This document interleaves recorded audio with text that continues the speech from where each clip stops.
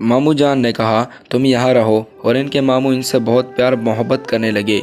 हज़रत याकूब अलैहिस्सलाम के मामू की दो बेटियाँ थीं, एक का नाम लिया और छोटी बेटी का नाम राहील था।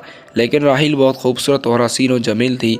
हज़रत याकूब अलैहिस्सलाम ने अपने मामू से जान से कहा, राहील को मेरे साथ ब्याह दो, और यही वसीयत भी मेरे बाप की है कि तुम अपने मामू जान की बेटी से शादी करना।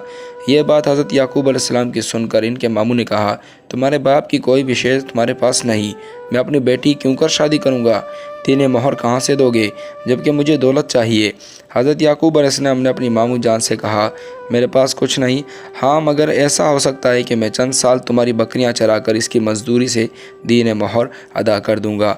यह बात सुनकर मामू जान ने कहा, मुझे यह बताओ कि तुम कौन सी लड़की से शादी करना चाहते हो? हज़रत याकूब अलैहिस्सलाम ने फरमाया, मैं अपने लिए तो मुनासिब राहील को समझता हूँ।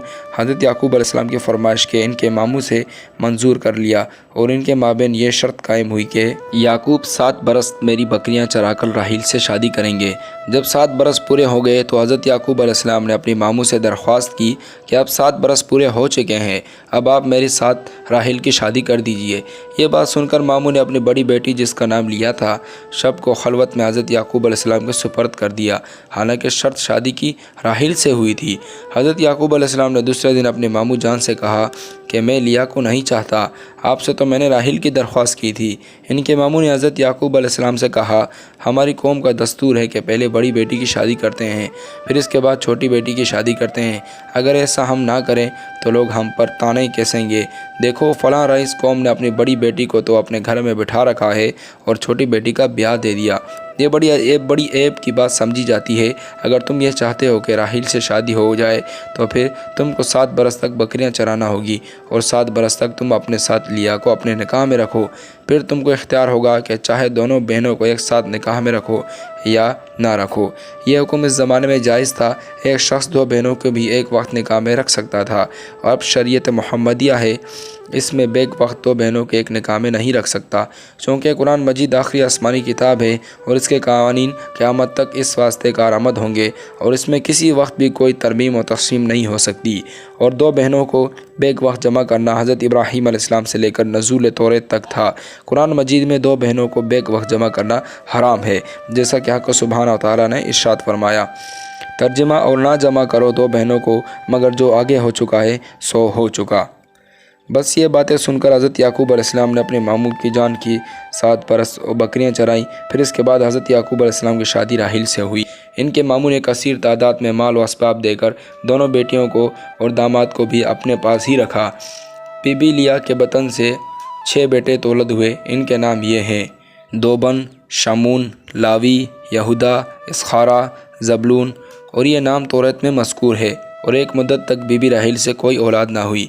इनके फिर कुछ रोज़ बाद बीबी राहील से हज़रत यूसुफ़ अलैहिस्सलाम पैदा हुए, और हज़रत यूसुफ़ अलैहिस्सलाम की खूबसूरती और हुस्न जमाल ऐसा था कि जिसका वصف अल्लाह ताला ने कुरान मजीद में बयान फरमाया। बस हज़रत याकूब अलैहिस्सलाम के यूसुफ़ अलैहिस्सलाम के समेत कुल 11 बेटे तौलद हुए, और हज़रत याकूब अलैहिस्सलाम अपने तमाम बेटों में से यूसुफ़ अलैहिस्सलाम से सबसे ज़्यादा प्यारा मोहब्बत करते थे, और इन्हीं से मोहब्बत ज़्यादा वासियत थी, यहाँ तक कि घड़ी भी अपनी आंखों से जुदा ना करते थे। हज़रत यूसुफ़ अलैहिस्सलाम की पैदाइश इस वक्त हुई जब याकूब अलैहिस्सलाम को कनान छोड़े हुए तकरीबन 21 या 22 साल हो गए थे, और हज़रत याकूब अलैहिस्सलाम को अल्लाह ताला ने माल और दौलत बहुत अनायत फरमाई थी।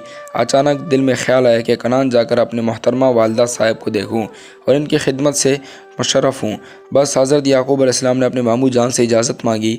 उन्होंने बखुशी इजाज़त दे दी और माल और असबाब भी बहुत देकर दोनों बेटियों को इनके हमरा रवाना कर दिया। और हज़रत याकूब अलैहिस्सलाम अपनी दोनों बीवियों को, इनके बच्चों और बहुत माल व असबाब और बहुत से मवेशी लेकर कनान को चल दिए।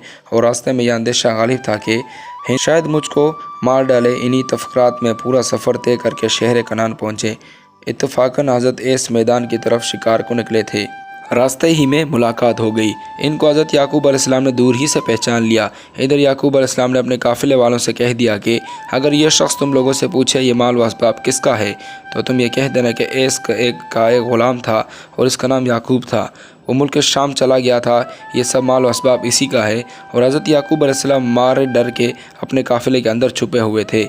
جب بکریوں کے صاحبان حضرت ایس کے پاس پہنچے تو ایس نے ان سے دریافت کیا یہ بکری خانہ کس کا ہے؟ سب لوگوں نے اس جواب میں کہا کہ یہ ایس کا غلام یعقوب جو ملک شام میں کچھ روز قبل چلا گیا تھا اس کا ہے۔ جب ایس نے یعقوب کا نام سنا تو ابدیدہ ہو کر کہنے لگے ایس کا یعقوب غلام نہیں بلکہ وہ تو اس کا بھائی اور مجھے اپنی جان سے زیادہ عزیز ہے۔ اس بات کو سن کر سب لوگ کہنے لگے حضرت یعقوب علیہ السلام تو ملک شام میں بھی یہی کہتے تھے میں اس کا غلام ہوں۔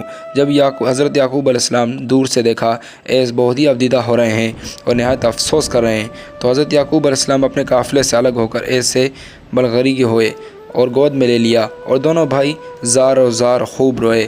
ان جوابات کے سبب آج یہی منزلیں کر لیں۔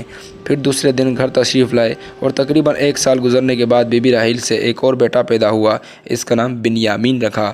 بعد دولت ہونے کے بعد کہ ماں نے انتقال فرمایا اور بی بی لیا نے بنیامین کی پرورش کی۔ لیا اپنے بیٹوں اور یوسف سے زیادہ پیار کرتی تھی۔ حضرت یعقوب علیہ السلام کے 12 بیٹے پیدا ہونے کے بعد حق تعالیٰ نے پیغمبری عنایت فرمائی۔ تب کنعان میں بہت مخلوق خدا ان پر ایمان لائی۔ ان لوگوں نے ہدایت پائی اور جب ایس کو ان کی پیغمبری کی دلیل پہنچی تو ان کو یقین ہو گیا۔ پھر ان کو ایک جگہ رہنے کا اتفاق نہیں ہوا اور ایس نے کہا بھائی مجھے یہاں ایک مدت گزر گئی ہے اور غریب ہی رہا ہوں اور تم بھی کچھ روز میرے ساتھ اس جگہ رہ رہو۔ اب تم یہاں بود و باش اختیار کرو اور تم اس سرزمین پر پیغمبر بھی ہو اور میں کسی دوسری جگہ جا کر رہوں گا۔ روایت ہے کہ حضرت ایس یہاں سے رخصت ہو کر اس جگہ جا پہنچے جس جگہ کو اب روم کہتے ہیں اور روم ان کے بیٹے کا نام بھی تھا اور بستی بھی اس کے نام سے آباد ہوئی تھی اور اس واسطے اس جگہ کے روم کہتے ہیں۔